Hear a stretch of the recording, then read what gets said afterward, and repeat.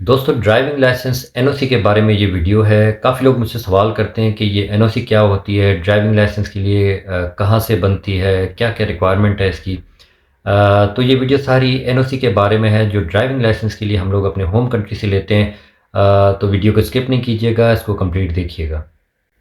अस्सलाम वालेकुम। उम्मीद करता हूँ आप सब लोग खैरियत से होंगे। दोस्तों ये वीडियो एनओसी के बारे में है, ड्राइविंग लाइसेंस एनओसी के बारे में कि ये कैसे बनती है और इसकी क्या-क्या रिक्वायरमेंट है, इसकी वैलिडिटी कितनी है। काफ़ी लोग मुझसे ये सवाल कर रहे थे कि एनओसी क्या होती है ड्राइविंग लाइसेंस की, ये कैसे बनती है, ये कहाँ से बनती है। देखें एनओसी एक लेटर बनता है आपका, 1 पेज का ये लेटर बनेगा, जहाँ से जिस ऑफ़िस से अपने एरिया की जहाँ से आपका ड्राइविंग लाइसेंस बना हुआ है, वहीं से आपको एक एनओसी का एक पेपर मिलता है जिसके अंदर सारी डिटेल लिखी होती हैं। उसके अंदर बेसिकली आपका नाम, आपके फ़ादर का नाम, आपका लाइसेंस नंबर, आपके लाइसेंस की वैलिडिटी, वो कब इशू हुआ है, कितने टाइम के लिए इशू हुआ है, फ़र्स्ट आपको लाइसेंस कब इशू हुआ था, क्योंकि लोग रिन्यू भी करवाते हैं अपना लाइसेंस, तो जो पहली डेट इशू की होती है वो भी इसमें लिखी होती है कि किस साल में आपको पहला लाइसेंस इशू हुआ था, इस लाइसेंस की वैलिडिटी कितने टाइम के लिए है और इस लाइसेंस में आपकी कैटेगरी क्या है, आइदर ये एलटीवी है, एचटीवी है, ये नॉर्मल सिंपल बाइक का लाइसेंस है या बाइक और कार का कंबाइन लाइसेंस है। तो ये सारी चीज़ें इसमें लिखी होती है। इसके लिए रिक्वायरमेंट कोई इतनी ख़ास नहीं होती। आपका जो ड्राइविंग लाइसेंस है वो वैलिड होना चाहिए, आपके पास अपना नेशनल आइडेंटिटी कार्ड होना चाहिए। ये दोनों चीज़ें लेके आप अपने ड्राइविंग लाइसेंस के ऑफ़िस जाएँ, जहाँ से आपका ड्राइविंग लाइसेंस इशू हुआ है, आप जाके वहाँ पे उनको रिक्वेस्ट करें कि आपको जो है वो एनओसी चाहिए ड्राइविंग लाइसेंस के लिए। अपने फ़ोटोग्राफ साथ लेके जाएँ, वहाँ पे भी फ़ोटोग्राफ लेते हैं लेकिन कुछ ऑफ़िसेस में ये फैसिलिटी नहीं होती, तो फिर आप अपने बेहतर है कि 2 फ़ोटोग्राफ अपने आप साथ में लेके जाएँ। अच्छा, ये चीज़ें साथ लेके जाने के तीनों चीज़ें लेके जाने के बाद ये 1 डे प्रोसेस है, सेम डे आपको उसी दिन आपको वो इश्यू कर देंगे। आपकी डिटेल देखेंगे, आपके लाइसेंस की कॉपी देखेंगे, आपकी वैलिडिटी देखेंगे, वो वेरीफ़ाई करेंगे। वेरीफ़ाई करने के बाद वो आपको एक लेटर इश्यू करेंगे जिसमें ये सारी चीज़ें, ये सारी डिटेल होंगी और उसपे जो है वो इंचार्ज के सिग्नेचर होंगे, उसपे डेट लगी होती है और ये इस तरह का आपका फ़ोटोग्राफ उस पे लगा होता है। कुछ जगहों पे कंप्यूटराइज़्ड फ़ोटोग्राफ आता है, कुछ जगहों पे मैनुअल लगता है। मेरा जो एनओसी है ड्राइविंग लाइसेंस का, उस पे मैनुअल मेरी एक तस्वीर लगी हुई है, उन्होंने पेस्ट करके उस पे लगाई थी।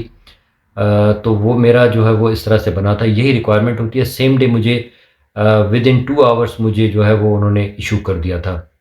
ये होता है एनओसी। इसके ये डॉक्यूमेंट्स होते हैं, जहाँ से ये बना है आपका ड्राइविंग लाइसेंस इशू हुआ है, आप सेम उसी ऑफ़िस चले जाएँ, उनको रिक्वेस्ट करें, वो आपको सेम डे उसको बना के दे देंगे।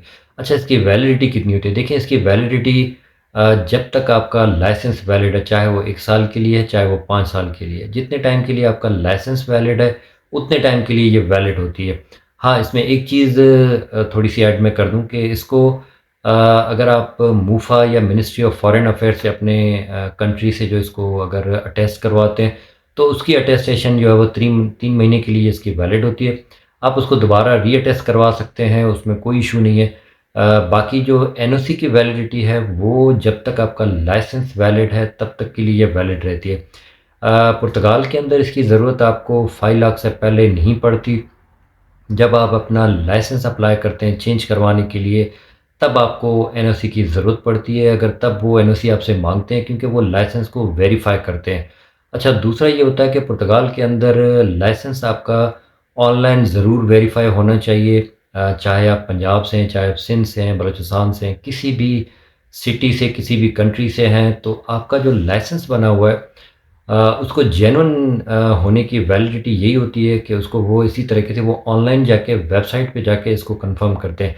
आप अभी भी अपना किसी का ड्राइविंग लाइसेंस बना हुआ है, जिस कंट्री का बना हुआ है, जिस सिटी का बना हुआ है, आप अपने प्रोविंस की जो लाइसेंस अथॉरिटी की वेबसाइट है उसको ओपन करें, वहाँ अपना लाइसेंस नंबर डालें और उसको आप कंफर्म करें। अगर वो जेन्युइन बना हुआ है तो सारी डिटेल आपको अपने लाइसेंस की ऑनलाइन भी आपको यहाँ बैठे हुए भी मिल जाती है। और इसी तरीके से ये अथॉरिटी भी यहाँ पे पुर्तगाल के अंदर इसको वेरीफ़ाई करती है। अगर आपका वेरीफ़ाई हो जाता है, आपके पास एनओसी पड़ी हुई है, आपका लाइसेंस वैलिड है, तो फिर टीआरसी कार्ड अगर आपके पास ऑलरेडी है, तो फिर आप अपना जो है वो लाइसेंस यहाँ पे कन्वर्ट करा सकते हैं।